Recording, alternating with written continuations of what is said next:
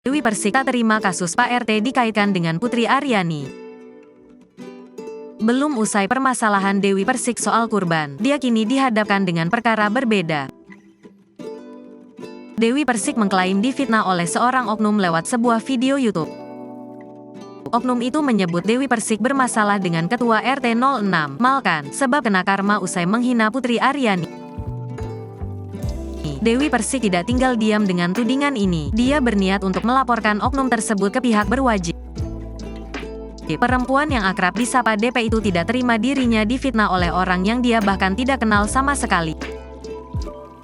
Ini fitnah, akun YouTube ini saya akan tindak lanjuti. Tunggu saja bersama lawyer saya Bang Sandi Arifin, tulis Dewi Persik dalam unggahan Instagram story-nya. Bersama dengan keterangan itu, Dewi Persik menampilkan sebuah thumbnail video YouTube. Di situ tampak wajah Dewi Persik dan Putri Aryani.